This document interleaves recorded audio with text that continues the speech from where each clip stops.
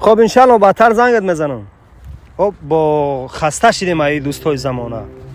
گذر کردم زیارانی زبانی، از آنانی که هستند دوستی نانی. و کاری خیش پیشت هم چمارند، بظاهر خیرخواه و جان نثارند.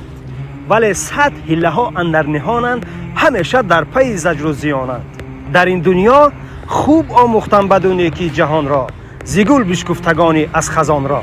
والله که کسی بحر خدا اندر برت نیست، که به منت چو سایه در سرت نیست.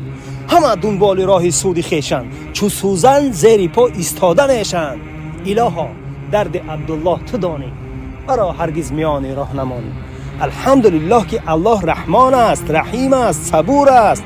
لیکن یادمان باشد باز قهار است، جبار است. اینجا بیا.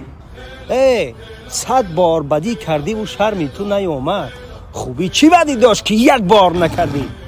أعدوا ما استطعتم أرهبوهم أقيموا الحرب حيث ثقفتموها خذوهم واحصروهم واقتلوهم. حاضر از غریبی به مادرم زنگ زدم. بعد از صحبتی طولانی گفتمش آچه جان، کدامی از فرزندانتان را زیادتر دوست می‌دارید؟ گفت تا کلان نشود خردیش را، تا شفا نیابد بیمارش را، تا از غریبی نآید غریبش را. آخر تا جان در تن دارم همه شما را دوست می‌دارم. چی ها میگویی پسر جانم؟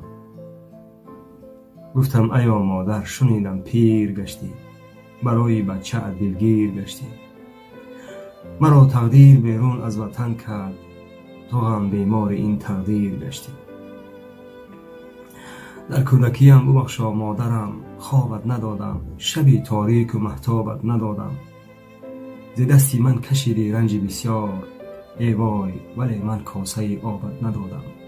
ببخشا آچه جانم، ببخشا، ببخشا، ببخشا.